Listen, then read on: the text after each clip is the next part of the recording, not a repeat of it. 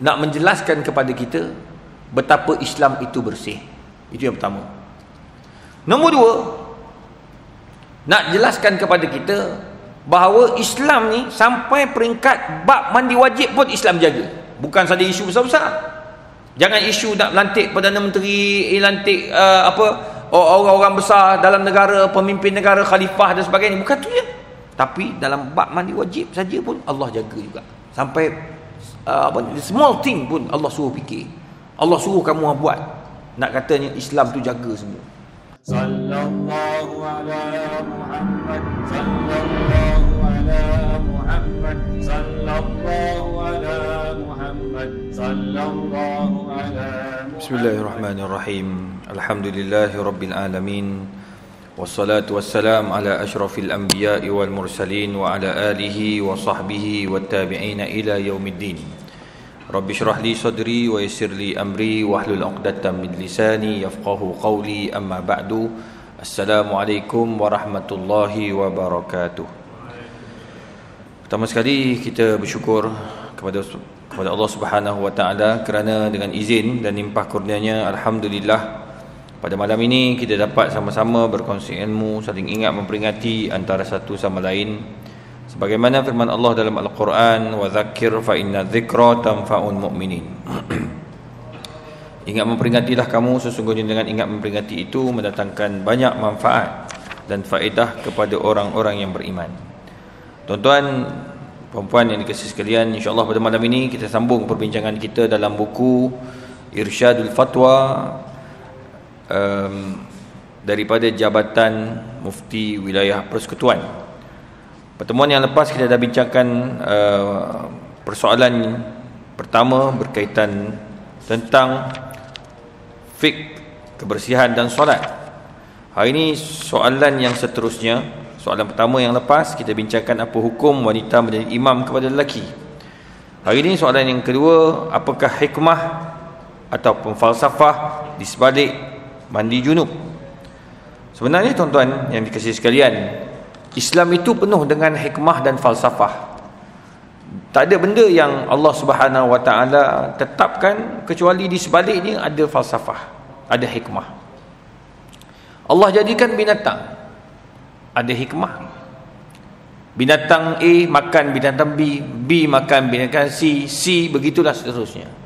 Kita pula makan binatang. Kita pula makan binatang.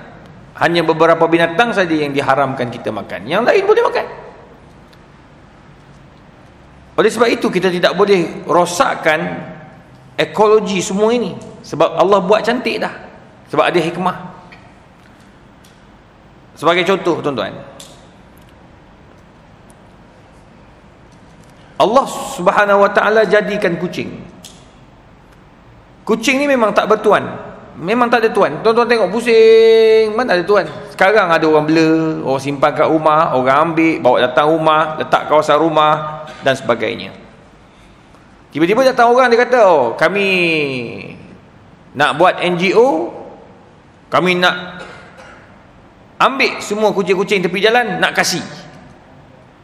kasih ataupun kita kita mandulkan kucing-kucing itu. NGO ni dia ialah dia kutip duit kan. Dia kutip duit untuk bantu kucing-kucing jalanan. Baguslah kan. Tapi bila kutip duit untuk bantu kucing jalanan dan bayar pula kepada doktor-doktor veterina untuk memandulkan haiwan, 150, 200, 300 ikut kepada doktor lah, ikut keadaan macam mana keadaan kucing tu. Kalau semua kucing ditangkapnya kemudian dimandulkan tanpa sebab, boleh tak? Ulama-ulama termasuk dalam mazhab Syafi'i mengharamkan secara asas pemandulan haiwan kecuali sebab-sebab tertentu. Dia bukan boleh main ambil tepi jalan, ambil mandul. Tangkap doktor tu, bandulkan dia pula. Sebab kalau kita buat macam tu, ekologi tu berubah. Kucing bila dah tak beranak, dia akan apa? Kuantitinya akan menyusut dan akhirnya tidak ada kucing. Binatang yang dimakan oleh kucing akan bertambah. Antara tikus. Berlambaklah tikus sebab apa? Tak ada. Pussycat tak ada. Kucing yang makan tikus tak ada. Sebab apa? Sebab kita dah rosakkan sistem tersebut. Sama ada juga hikmah apabila Allah Ta'ala suruh mandi wajib. Nak bagi tahu betapa bersihnya Islam tu. Soalannya, apakah hikmah mandi wajib? Dr. Yusuf Al-Qaradawi di dalam fatwa muasirah, dia jawab benda ni sampai masuk dalam fatwa antarabangsa yang dikeluarkan oleh Dr. Yusuf Al-Qaradawi. Mandi selepas berjunub adalah suatu kewajipan dalam Islam yang sabit dengan kitab, sunnah dan ijma'. Dia tak boleh nak cakap apa dah. Ini memang ijma', semua kata wajib bila berjunub, mandi wajib. Sebab Allah sebut dalam Quran dalam surah Maidah ayat 6, wa in kuntum junuban fattahharu. Bila kau dalam keadaan junub, maka bersucilah, iaitu mandi.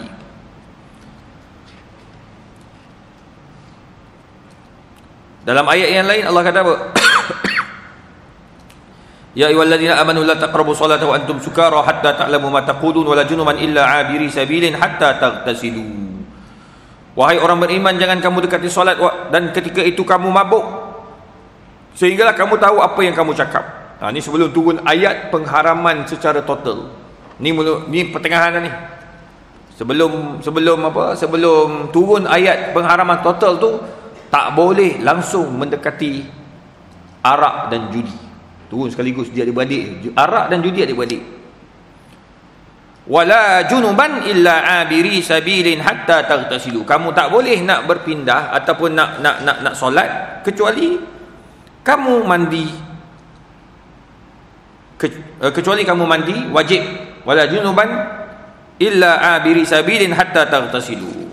Kecuali orang itu dia mandi wajib dan dikecualikan pula ataupun dibagikan keringanan bagi orang yang dalam keadaan bermusafir. Dia boleh lambatkan mandi wajib itu. Dan terdapat banyak hadis Nabi SAW menekankan kepada mandi wajib itu tadi. Terdapat banyak hadis yang disepakati dalam hal ini. Semua mazhab muktabar telah bersepakat bahawa mandi itu satu kewajipan selepas bersetubuh atau keluar air mani. Hukum ini telah sedia diketahui. Orang yang mengingkarinya dianggap terkeluar daripada kumpulan muslimin. Sampai terkeluar daripada kumpulan orang Islam. Dia juga tidak dibenarkan, tidak berhak terhadap nama Islam. Sampai tak boleh namakan nama Islam kalau dia ingkar. Sebab ada orang, dia sekarang ni orang pelik-pelik tuan-tuan. Sebab dah terlalu pandai, dia akan terlalu bijak ni lain pula jadi. Contohlah tawaf wida kan. Dia kata nonsen tawaf wida ni. Untuk apa tawaf wida ni? Tak payah, bodoh lah buat kerja. Tengah-tengah panas nak tawaf-tawaf pula. Dia fikir logik. Untuk apa? Wadak-wadak, tak payah. Dia fikir logik. Dia tak boleh. Benda-benda yang disyariatkan dia tak boleh nak pertikai. Mengenai hikmah pembersihan seluruh badan dengan air disebabkan kotor sebahagian kecil badan, kami menjawab dengan membawa contoh-contoh berikut. Seorang doktor menerangkan kepada seorang pesakit tentang ubat-ubat yang perlu dimakan, seperti satu sudu sebelum makan dan atau sudu selepas makan, ataupun ubat-ubat biji pil dalam bilangan yang tertentu. Adakah pesakit itu akan bertanya kepada doktor, kenapa ubat ini diambil selepas makan? Ni logik akal lah. Kalau kita ni, kalau bila Allah haram je, mesti akan tanya, why? Apa pasal? Rokok tak boleh. Apa pasal rokok tak boleh? Judi tak boleh. Sekarang ni judi tak rugi, kita boleh untung. Kenapa riba tak boleh? Kalau macam tu macam nak untung? Kita nak duit kita ada 500,000, kita bagi pinjam 500,000, bagi 500, itu apa, tak dapat apa-apa, rugi. Kalau kita labur dah berapa banyak dapat. Ni kenapa tak boleh? Kita akan tanya banyak. Tapi bila doktor cakap makan ubat sekian-sekian, tak pernah kita kata kenapa tak ada, kita makan juga. Contoh paling dekat saya, kan saya 2 bulan batuk kan. 2 bulan batuk. Tak logik langsung tuan-tuan. Saya pun pening. Apa pasal batuk pula? 2 bulan. Selalunya sebulan jalan. Bukan mati. 2 bulan. 2 sebulan tu kira jalan dah sihat dah. Ini 2 bulan tak sihat-sihat. Baru ni saya naik bukit. Naik bukit dengan saya tu doktor pakar. Doktor pakar bedah. Tengah-tengah naik saya batuk. Keng. Dia kata, dia pun cakap kat belakang. Dia kata batuk you ni bukan batuk biasa ni batuk stres. Aku kata kali pertama dalam hidup aku dengar batuk stres. Haji pernah dengar? Batuk stres. Haji yang tua lagi lah. Hari ni baru dengar. Saya lagi tak masuk logik. Apa benda doktor ni merepek. Sebab dia ni kawan baik. Naik bukit sama-sama. Dia kata datuk dia kata batuk stres. Saya kata mana ada. Kau jangan melepek lah kata. Dia kata tak, ni betul. Dia kata betul. Dia kata asid datang dari perut bila orang stres. Asid naik sampai ke tengkuk, dia menyebabkan gatal. Saya kata kau biar betul. Iya. Dia siap keluar bagi ubat dia. Dia ada ubat. Bagi ubat kan dia suruh isteri saya pergi ambil rumah. Kawan. Tu kalau dekat hospital, kalau pergi klinik doktor tu buruk-buruk baru cakap bagi ubat 300 dah. Dia punya fee. Ni pakar bedah Malaysia tuan-tuan. Ni jumpa atas bukit gitu free pula tu. Ubat dia bagi free. Dia bagi ubat. Dia kata, ustaz you try ni. Saya makan malam tu, esok hilang batuk. Alhamdulillah. Dengan izin Allah lah. Bukan sebab ubat tu saja, izin Allah. Saya pun cakap ada, hilanglah batuk. Mana kau stres. Kau kena ambil 7 hari. Ni hari ketiga. Tadi saya ada mesyuarat tadi. Daripada mana ni? Saya pun tak ingat. Kat mana kita bagi tadi? Aku pun lupa dah kat mana aku tadi. Ni stres ni pasal ni. Kat mana tadi pagi ni? Banyak sangat hari ni tuan-tuan mesyuarat. On the way lagi jam. Stres. Bila stres, batuk balik. Rupanya ada batuk berpunca daripada stres. Saya tanya doktor tu, you pakar bedah, macam mana you tahu benda ni? Dia kata sebab aku pun batuk macam tu juga. 2 bulan. Yang cerita kat saya pakar tengkuk dan telinga. Dia ENT. Dia yang bagi makan ubat tu. Kita pula tengok, kita doktor tu apa benda, apa kaitan ubat ni? Maknanya berkaitan dengan asid dalam perut. Allahu Rabbi. Dia kata saya kata ingatkan waktu tidur, masa tidur lagi worse. Dia kata, tengok doktor cakap kita ikut, padahal tak. Ubat sakit perut ada kaitan dengan tengkuk? Tak ada. Tapi nak katanya doktor suruh kita buat. Tapi bila Allah suruh, banyak pula kita tanya. Lagi banyak kita tanya. Tu sebabnya tak perlu kita tanya banyak-banyak. Sebab gini, bila mandi wajib ni, dia orang cakap macam tuan-tuan okey lagi tuan-tuan, sebab kita tahu hukum. Dia beza mandi adat dengan mandi wajib adalah niat. Beza antara riba dengan bukan riba adalah niat dan akad. Jual beli itu akad, membezakan dengan riba. Sama juga mandi wajib. Ada orang dia kata mandi niat tak berapa nak niat, for what reason niatnya pun dia dalam hati, dia buat tak mau buat tak apa, yang penting mandi je, dia bersihkan tubuh. Dia pakai macam tu. Hari ni ada beberapa universiti buatlah video laukana bainanal habib, kalaulah Nabi ada dengan kita. Dia orang tanyalah, cuba bagi nama Nabi dengan apa, dengan nama bapa dia. Nama Nabi kita Rasulullah, nama bapa Wahab, ada sebut Wahab pun ada. Punyalah akhir zaman, nama bapa Nabi pun kita lupa. Dia tahu Rasulullah, sama lagi, apatah lagi dalam bab-bab yang lain tuan-tuan. Jadi oleh sebab itu Allah dah jelaskan dalam surah Al-Baqarah, wallahu ya'lamul mufsida minal muslih. Allah lebih mengetahui apa yang lebih mengetahui orang yang membuat kerosakan daripada orang yang membuat kebaikan. Tuan-tuan yang dikasihi sekalian, apakah falsafah di sebalik mandi wajib itu? Disebut oleh ulama, pertama, nak menjelaskan kepada kita betapa Islam itu bersih. Itu yang pertama. Nombor dua, nak jelaskan kepada kita bahawa Islam ni sampai peringkat bab mandi wajib pun Islam jaga. Bukan saja isu besar-besar. Jangan isu nak lantik Perdana Menteri, lantik orang-orang besar dalam negara, pemimpin negara, khalifah dan sebagainya. Bukan tu je. Tapi dalam bab mandi wajib saja pun Allah jaga juga. Sampai small thing pun Allah suruh fikir. Allah suruh kamu buat. Nak katanya Islam tu jaga semua. Nombor tiga, tuan-tuan yang dikasihi sekalian, Allah nak tengok sejauh mana kita taat dengan arahan-arahan yang telah diberikan oleh Allah Azza wa Jalla, yang dikatakan ta'abudiyah. Tak ada reason. Ini termasuk daripada arahan Allah yang tanpa reason. Contoh, Allah haramkan babi, ini tak ada reason. Haram minum arak ada reason, mabuk, reason dia. Judi haram dia, ada sebab. Apa reason dia?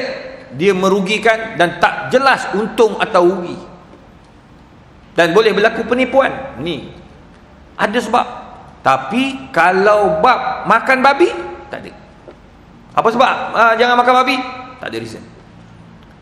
Saya buat kajian babi pun saya tak ada reason kenapa babi tu haram. Ada orang kata haram ni sebab dalam tu ada cacing. Bang, teknologi ke depan bang. Dulu nak buat vaksin perlu kepada perumah. Dia panggil perumah. Perumah ni terpaksa pakai sel haiwan. 3 sel yang akan digunakan. Pertama, sel khinzir. Yang kedua, Africa monkey, monyet Afrika. Nombor 3, ia akan pakai sel daripada hamster. 3. Sekarang ni pakai kaedah baru, ini dipanggil pembuatan vaksin klasik zaman-zaman dulu ni. Vaksin ni zaman Osmaniyah dah ada dah, tahun 1717 dah ada dah. Sekarang lagi moden. Sekarang ni pembuatan vaksin tanpa menggunakan sel haiwan pula. Dia pakai sintetik. Dia pakai sel sintetik, perumah sintetik pula. Sudah. Tengok, teknologi makin ke depan. Begitulah juga nak matikan kuman yang ada dalam babi, boleh mati, tak ada masalah. Cacing yang ada boleh matikan, tak ada masalah. Sebab teknologi itu ke depan. Jadi bila teknologi ke depan, kalau hilang cacing tu, boleh makan lah. Sebab hukum bergantung kepada sebab pengharaman. Arak haram kerana mabuk. Bila tak ada mabuk, halal lah. Tapi tak boleh lah arak kita buang mabuk dia kita minum, tak boleh. Haram sebab berasal daripada haram. Nah, tapi kalau katakan kita buat perisa arak, tapi dia tak ada, dia bukan arak, perisa arak, boleh tak? Boleh, sebab bukan mabuk, dia perisa je. Sekarang ni orang buat perisa babi pula. Yang haram, orang nak buat yang haram bang, dia tak mau buat perisa apa? Ikan puyuh ke apa, tak nak. Dia nak perisa baru, perisa yang tak boleh makan ni. Babi. Baru ni nak try makan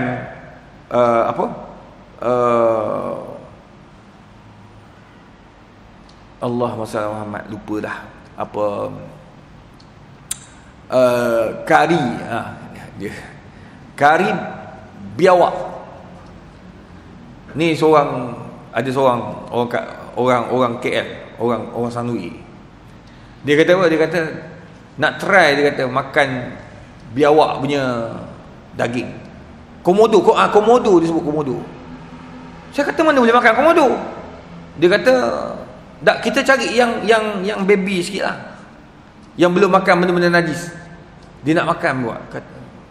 Sebab dia terdengar dalam YouTube, ada seorang ustaz tu, ulama antarabangsa tu kata boleh makan selain daripada babi. Mereka ni mazhab Maliki. Mazhab Maliki semua halal, harus makan, tapi makruh. Contoh beruk, contoh nampak beruk kan, ambil sembelih beruk makan. Itu mazhab Maliki.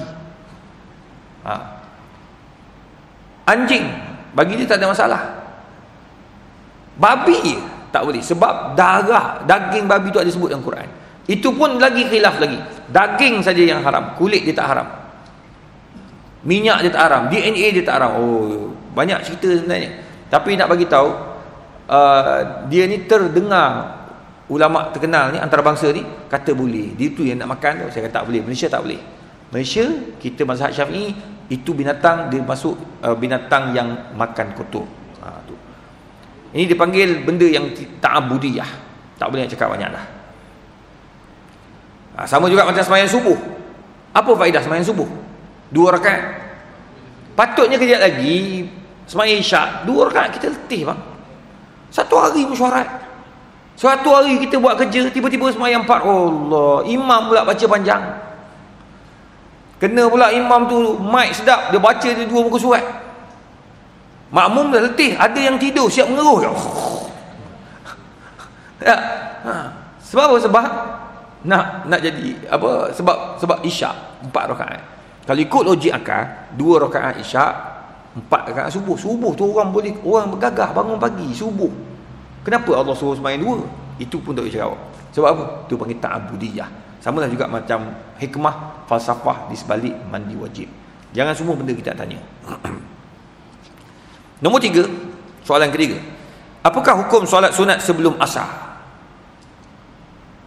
Solat sunat sebelum asar. Dia ni benda ni ditanya di jabatan mufti. Jadi mufti kena jawab. Walaupun ia bukan fatwa, tapi jawapan tu kena ada sebab orang tanya. Sampai peringkat tu tuan-tuan kena faham. Oh, ada orang tanya soalan. Memang ada. Tambah-tambah benda-benda yang khilafiyah ni. Apa hukum solat sunat sebelum asar? Yang tak boleh selepas asar. Tiba-tiba nak rajin sembahyang lepas asar 4 rakaat dia balun je. Tak boleh. Disunatkan melakukan solat sunat sebanyak 2 atau 4 rakaat sebelum solat fardu asar. Ini berdasarkan kepada beberapa hadis Nabi SAW. Pertama, rahimallahu imra'an shalla qabla al-'asri arba'an. Allah merahmati orang yang sembahyang sunat qabla asar, sebelum asar 4 rakaat. Maknanya 2, 2, 4. 4 tu asar. 2, 2, 4. Okey. Kedua, hadis yang kedua, kan Nabi SAW shalla qabla al-'asri 4 raka'atin yafsilu bainahunna bit-taslim. Nabi SAW sembahyang sebelum asar 4 rakaat, 2 salam. Dalam hadis yang ketiga, man hafaza ala 4 raka'atin qabla al-'asri banallahu azza wa jalla baitan fil jannah. Masya-Allah. Hadis yang ketiga, Nabi sebut, sesiapa yang menjaga 4 rakaat sebelum asar, Allah akan bina untuknya rumah di dalam syurga. Very simple. Tu bila orang tanya apa perlunya sembahyang asar, 4 rakaat sebelum asar.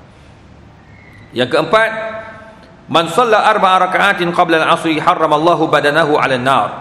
Dalam riwayat Nabi SAW sebut, sesiapa yang jaga 4 rakaat sebelum solat asar, Allah haramkan tubuhnya daripada disentuh di api neraka. Qultu ya Rasulullah, maka bertanyalah Ummu Salamah kepada Nabi SAW, qad ra'aituka tusalli wa tada'. Qala sallallahu alaihi wasallam, lastu ka ahadikum. Ya Rasulullah, sesungguhnya aku melihat engkau bersolat dan meninggalkannya. Maka jawab Nabi SAW, aku tidak seperti kamu. Faham tak kenapa tuan-tuan? Bila Nabi kata, bila Ummu Salamah ni tanya, aku nampak kamu buat tinggal. Kadang-kadang 4 tak pernah tinggal, lepas tu buat tinggal pula. Kemudian Nabi jawab apa?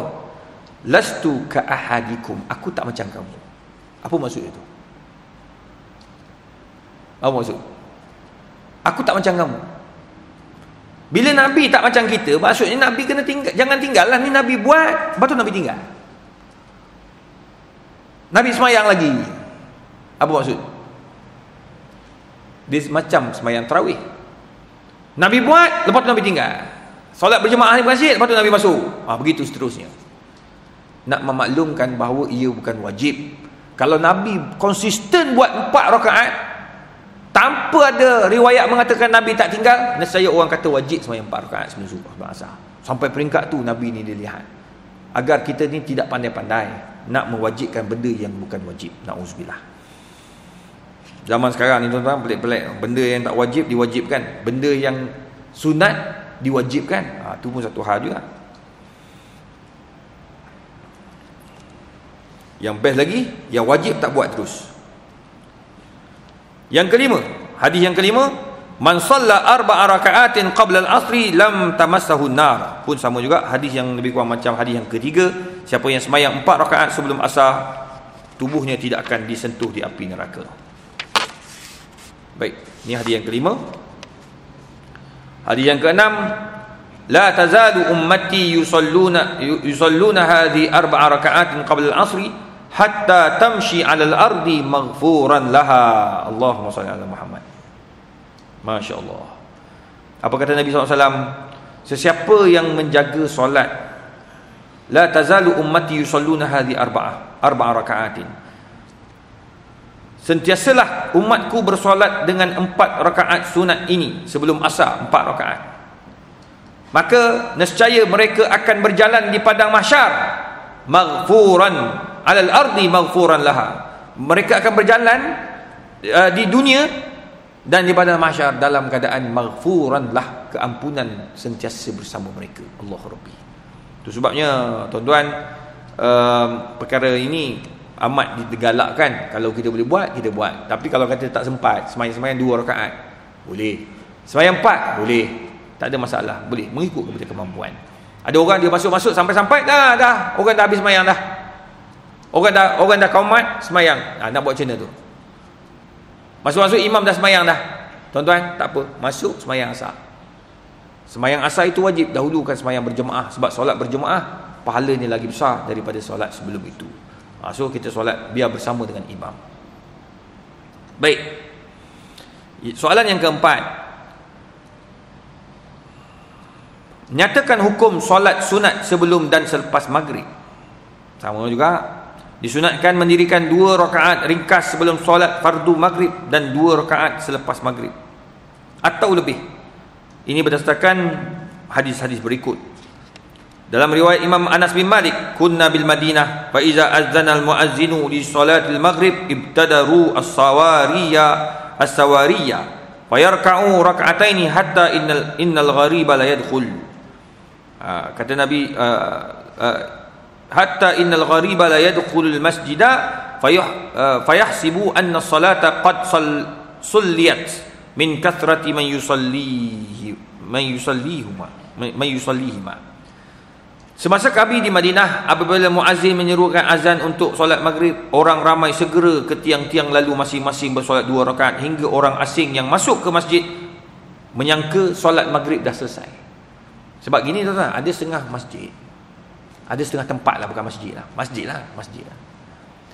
Dia sampai azan maghrib dia terus sembahyang jemaah, iqamah terus.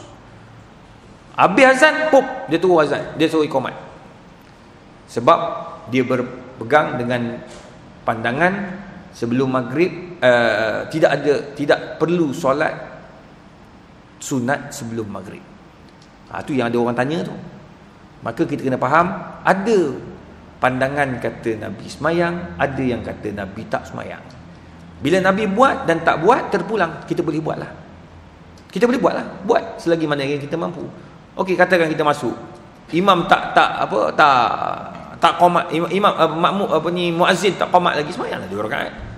Kalau boleh semayang tahiyat masjid 2 rakaat, kemudian semayang sunat pula 4 rakaat lepas, tak apa, tak ada masalah. Kalau malas, buat 2 rakaat tahiyat masjid, di situ termasuk solat qabliyah maghrib. Gitu.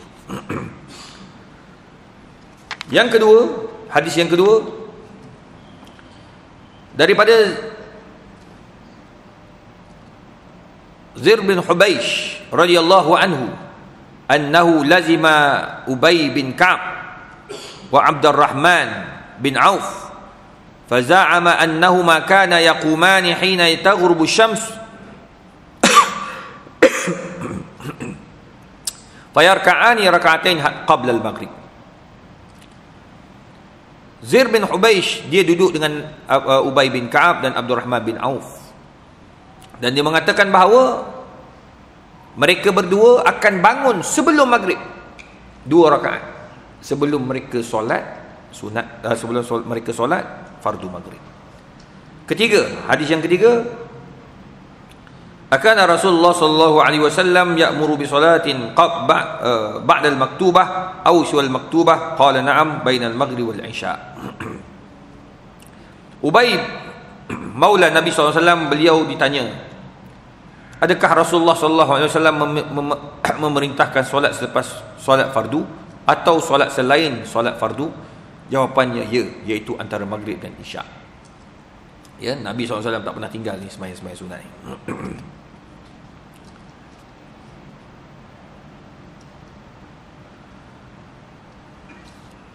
Dalam riwayat yang lain, yang keempat, daripada Mahmud bin Labib radhiyallahu anhu, salah seorang anak Abdul Ashhal, berkata, Rasulullah SAW telah datang mengunjungi kami di masjid, lantas baginda menunaikan solat maghrib berjemaah dengan kami. Kemudian selepas salam, baginda bersabda, irka'u hataini rak'ataini fi buyutikum lisubhati ba'dal maghrib. Qala Abdullah, qultu li Ubay, inna rajulan qala man shalla rak'ataini ba'dal maghrib fil masjidi lam yujzi'uhu la an yusallihima fi baitihi lianna Nabi sallallahu alaihi wasallam qala hadhihi min salawatil buyut.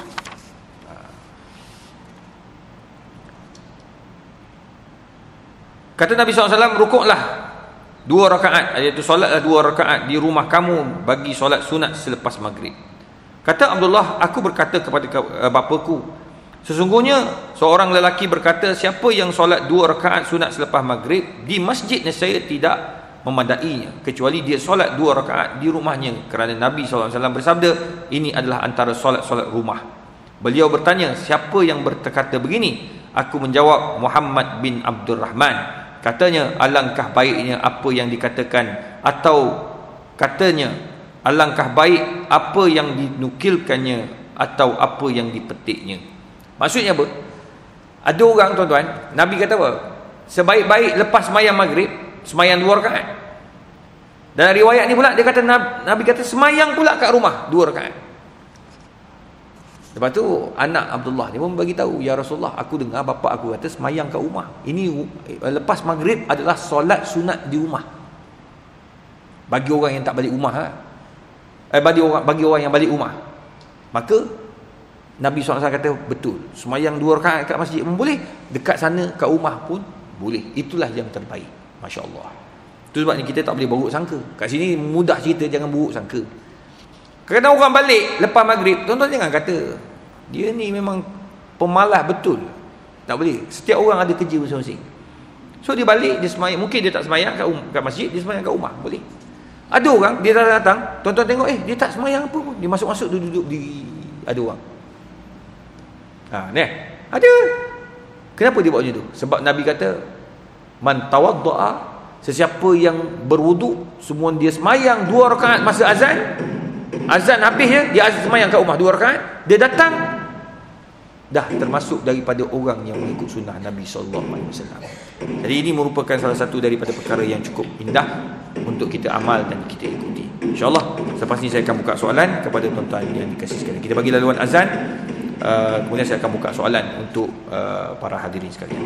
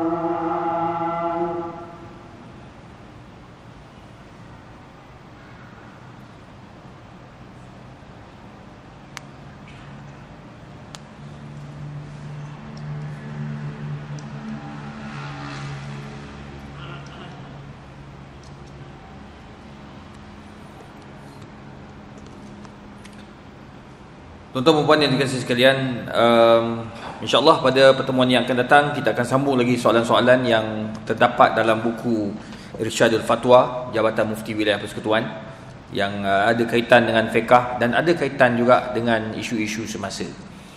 Dan ni ada soalan-soalan yang datang daripada laman sosial. Zaman sekarang tuan-tuan senang. Online macam ni penuh soalan masuk.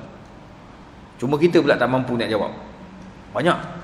Jadi kita bagi laluan dia orang ni, lepas tu saya akan buka pada tuan-tuan. Assalamualaikum Ustaz. Saya nak tanya berkenaan menjadi freelance, jual kereta terpakai di beberapa kedai kereta. Dan di antaranya menawarkan loan kredit konvensional, iaitu yang berunsurkan riba. Tetapi menjadi freelance, saya hanya mencari customer dan tidak secara langsung menguruskan loan tersebut. Boleh Ustaz tolong huraikan apa hukumnya? Dua benda yang berbeza. Sekarang ni kalau tuan-tuan pergi ke bank, tuan-tuan nak buka account, tuan-tuan pergi Maybank ke, CIMB ke, Affin Bank ke, Hong Leong ke, tuan-tuan masuk je, nak buka account, automatik dia akan buka Islamic punya account. Automatik. Dia tak tanya dah, automatik buka. Kecuali ada setengah hamba Allah tu, dia kata, saya kata, saya minta maaf, siapa suruh awak buka yang Islamic? Saya tak nak Islamic, saya nak konvensional. Bank, orang pegawai tu akan cakap, konvensional ni ada riba. Saya ni sampaikan je, tak apa, kubu masing-masing. Ni ada orang daripada sebuah bank dekat Bangi ni, dia kata ada orang cakap macam tu Ustaz. Dalam akaun dia juta Ustaz, dia nak masuk, nak buka. Yang kita nak kata dia tak ada duit, tapi dia memang duit banyak. Tapi dia kata, tak apa, jangan risau, kubu masing-masing, you takkan jadi peguam air pun dalam tu. Jadi dia cakap macam tu, adakah dia berdosa? Tak berdosa. Sama juga macam sahabat kita ni, dia kerja dia jual kereta. Jual kereta terpakai. Bila dah confirm, dia akan serah kepada bahagian lain untuk uruskan loan. Maka dia selesai tanggungjawab dia menjual kereta, dia dah dapat rezeki yang halal. Tapi dia pergi ke sebelah sana tu, orang bahagian sana, orang sebelah sana yang akan bertanggungjawab. Dia sepatutnya akan menjanjikan dan menggalakkan, menyuruh orang itu mengambil loan yang tidak yang patuh syariah. Tapi kalau dia cadang benda yang konvensional, maka dia tanggung dosa. Cuma bagi kita orang Islam, bila kita dah buat, kita dah deal, okey belilah kereta ni, okey nanti ambil loan dengan orang tu Cuma kalau dia tawarkan yang bukan Islamik, you minta lah Islamik, barulah barakah kereta ni. Begitu. Jadi itu yang terbaik. Tapi kalau dia tak boleh, bukan tugas dia, so dia dah terlepas daripada dosa orang mengambil loan yang haram. Assalamualaikum Ustaz, saya masih berumur 22 tahun. Sekarang ini sedang bercinta dengan umur 39 tahun. Adakah salah saya berkahwin dengan perempuan tersebut? Sebab perbezaan jauh sangat. Ada kawan sebilik saya ketika dia college, dia kata kahwin dengan orang tua menyusahkan. Ini saya tak tahu. Mana aku tahu, aku kahwin dengan orang muda. Kalau nak kahwin dengan orang tua, tak salah, kahwin je lah. Dan kalau itu jodoh kamu, kalau rasa okey, cuma Nabi pesan, carilah anak dara, itu yang terbaik. Tapi kalau ada, kamu rasa perempuan ni yang terbaik, dia anak dara dah umur 39, kamu rasa dia terbaik untuk kamu, jalan je lah. Yang penting dapat keizinan dan juga redha kedua ibu bapa, itu yang paling penting. Tu tak kisah. Kamu tanya saya macam lah saya ada isteri yang tua. Assalamualaikum Ustaz. Dulu masa kecil, tak pasti saya sudah balik atau belum, saya tak ingat Ustaz, dalam golongan. Saya pernah tepis Al-Quran dari meja hingga jatuh ke lantai. Hal ini kerana saya terlalu ikut perasaan marah kepada ayah, sebab beliau terlalu tegas dalam tasmi' hafazan saya. Saya akui itu adalah kesilapan yang besar dan tidak ada alasan yang membenarkan perbuatan saya tersebut. Apa yang perlu saya buat Ustaz? Apakah saya perlu mandi wajib sebelum sunat taubat? Apa ni? Soalan ke atas tu, betul lah, kalau kamu buat tepih Quran, tolak Quran, lempar Quran, berdosa lah. Kalau kamu dah balik, kalau kamu tak balik, kamu tak dosa, dianggap budak yang kecil. Kalau kamu masa tu tengah marah, insya-Allah Allah terima taubat kamu, sekarang kamu dah besar. Cuma mandi wajib tu tak payahlah. Sebab syarat nak mandi wajib ni ada sebab. Kan? Macam kita bincang baru ni tadi, berjunub.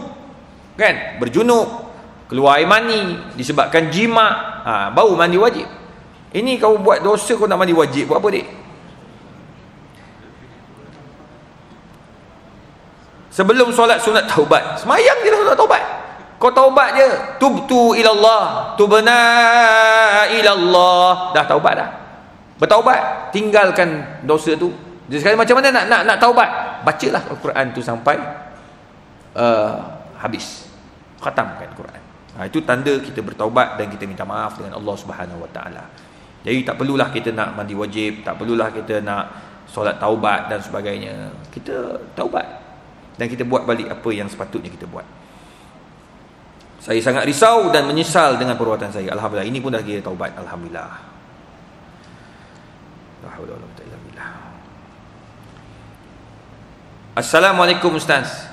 Maaf nak tanya tentang solat duduk.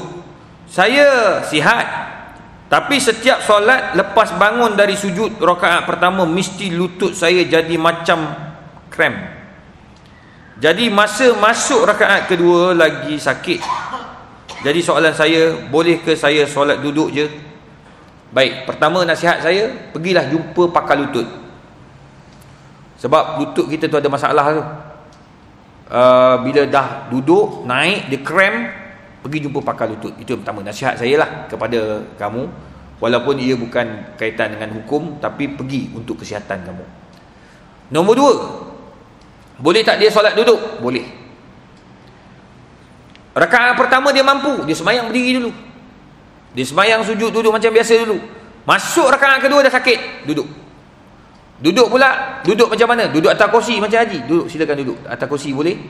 Duduk kat bawah pun boleh. Bawah lagi sakit, duduklah, duduk atas kursi. Jadi kita buat apa yang kita mampu. Kalau kita mampu untuk berdiri saja, kita berdiri. Masa rukuk dan sujud, kita duduk, boleh. Mengikut kepada kemampuan. Kita jangan paksa orang. Ya, kalau orang tu mampu, macam ada setengah orang dia sakit belakang kan, dia rukuk tu, kalau ikutkan rukuk, letak botol air kat belakang, dekat belakang kita, dia tak jatuh. Ni kalau belajar fiqh, bila kita sujud, letak air tu dia straight macam ni, kita punya belakang. Ada setengah orang tak mampu, dia macam ni duduk. Kan? Kita pula baru belajar fiqh semalam, tengok orang tu rukuk macam ni, dia pergi belakang orang tekan, terus kena slip disc masuk hospital orang tu. Jangan. Tulang belakang tuan-tuan jangan main-main. Biar orang tu sujud mengikut kemampuan dia. Ada orang dia sembahyang, dia duduk di antara dua sujud kan, kalau ikutkan duduk tahiyat akhir ni dia kena kepakkan kaki dulu. Ada orang dia tak boleh. Kaki dia sakit, dia kena duduk macam tu je. Boleh, tak ada masalah, sah solat dia. Yang penting dia buat tahiyat akhir. Itu je. Nah, wallahu alam. Ini soalan yang masuk online, saya ambil yang penting-penting saja. Saya nak buka soalan yang hadir. Kalau ada, ya je. Sila. Bagus soalan haji ni. Ni soalan orang muda sebenarnya, tapi yang tanya ni orang tua. Bagus lah. Sebab soalan yang sama saya dapat daripada seorang engineer sebagai oil and gas, orang yang duduk offshore. Saya jawab yang pertama dulu. Apa hukum simpan dan beli mainan kanak-kanak? Hukumnya harus. Berdasarkan hadis Aisyah radhiyallahu anha, masa kecil dia main patung yang dikatakan kuda yang mempunyai sayap. Nabi benarkan dan Nabi galakkan, biarkan budak-budak itu main. Bermakna patung-patung kanak-kanak yang bersifat kuda dan sebagainya adalah diharuskan, dibenarkan. Maknanya mainan kanak-kanak hukumnya harus dijual dan harus untuk dibeli. Sama ada ia untuk kanak-kanak main ataupun untuk orang tua simpan dalam rumah. Sebab dia tahu nanti kan ada budak-budak datang, mainan tu dah ada dah kat rumah dia. Ataupun kita beli masa anak kita kecil. Macam saya, masa anak saya kecil, belikan mainan patung-patung budak-budak perempuan. Sekarang ni anak tu dah besar, dia tak minat dah. Jadi saya pun bagi kepada jiran-jiran, bagi kepada cleaner kat pejabat dan sebagainya. Bagi. Tapi adalah 2-3 yang dia dulu dia sayang sangat. Dia sekarang dekat universiti, dah masuk dekat universiti, duduk kat universiti. Benda tu ada dalam bilik. Boleh tak? Boleh. Kadang-kadang mak dia rindu, mak dia tidur atas bear tadi. Kadang-kadang bapak dia rindu, saya pun tidur atas bear je. Ha? Oh, besar ada, kecil pun ada. Semua ada. Sekarang ni kalau kucing dia ada nama kucing, nama Mickey. Tu pun Mickey, orang tanya juga kenapa bubuh nama kafe. Ustaz bela kucing bubuh nama orang kafe. Confuse aku. Malas aku fikir, bubuh tu nama Muhammad Mickey. Benar. Dia semayang dengan saya kot, berjemaah lagi. Tuan-tuan, cuma tak ikut macam benar lah. Tu dia tu. Mickey ni. Dia kadang-kadang dia rindu ke kakak ni, dia akan tidur dekat mainan bear, binatang kucing anak saya tu. Tu tak ada masalah, boleh.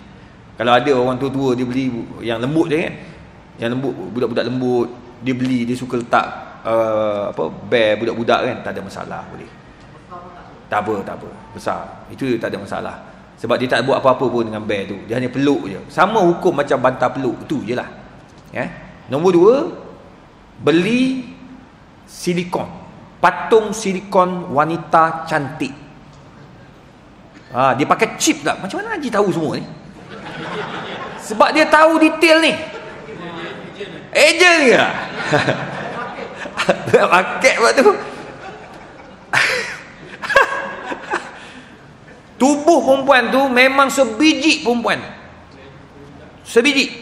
Siap ada kemaluan lagi. Digunakan untuk orang muda. Tadi Adi tanya untuk orang tua yang sama-sama dah monopos dengan bini, beli letak kat bilik. Pening aku. Baik kahwin je. Buat apa ambil silikon? Bagi tahu kat bini awak tu dah monopos. Jadi bagilah saya, tak mampu. Nak kahwin tak mampu. Tak apa, cari perempuan kaya, kahwin dengan perempuan kaya tu. Yang tua-tua yang pencen tak tahu, suami dah tak ada kan, duit banyak, kahwin. Dia pun tak nak. Pula dah. Susah juga ni kan tua-tua ramai ni. Tapi tuan-tuan, sungguh ada sekarang orang muda memang dia beli. Yang duduk dekat offshore, duduk dekat ni yang tanya saya 2-3 hari lepas, orang oil and gas. Dia kata, Ustaz, duduk dekat offshore Ustaz, boleh gila Ustaz kalau tak betul-betul. Duduk lama, kalau boleh balik lah, kalau tak boleh balik kadang sebulan kan, duduk lama 2 bulan. Jadi dia beli, dia orang tak ada lah beli yang patung patung silikon. Dia beli yang boleh tiup, tiup. Dia boleh tiup pakai kat sana untuk lepaskan nafsu dia. Kalau tidak, mungkin boleh berlaku liwat dan macam-macam lagi. Maka dalam hal ini dibenarkan untuk dia berbuat demikian. Tapi tak payah belilah patung tu, cukup dengan onani. Ni hukum onani. Onani dibenarkan apabila keadaan mendesak ke arah itu. Dibenarkan. Baik daripada berzina, lebih baik daripada meliwat. Na'udzubillah. Patung tu tak payah beli, tak apa. Beli patung silikon, tak boleh. Hukumnya tak boleh. Sebab apa? Dia membawa kepada sumbang. Sekarang ni dekat US, ada yang kahwin dengan patung tu dah. Dia akad nikah dengan patung tu. Baiklah cari perempuan betul-betul. Dia pakai chip. Kalau chip tu dah rosak macam mana? Jadi tak payah. Hukum ni tak dibenarkan. Tapi nak tahu hukum haram atau tidak, kena tunggu fatwa. Sebab ni isu kebangsaan. Dia kena bincang dalam kalangan mufti-mufti. Tengok mufti kata apa. Lain macam Haji. Tengok Haji kata gairah kalau kita tengok. Nanti saya cuba Google tengok macam mana bentuk. Ni siapa isteri dia ni, ada datang isteri dia. Haji. Semoga betul soalan Haji ni bagus, sebab orang muda tengah ramai tanya ni. Tapi itulah, memang buat masa ni tak boleh lah. Tak ada keperluan untuk beli tu. Kahwin. Nabi kata apa? Man istata'a minkumul ba'ah falyatazawwaj. Kahwin, Nabi kata. Jangan duk buat benda pelik-pelik gitu. Takut jadi benda yang tak elok. Wallahu a'lam bishawab. Baik, saya rasa cukup sekadar tu.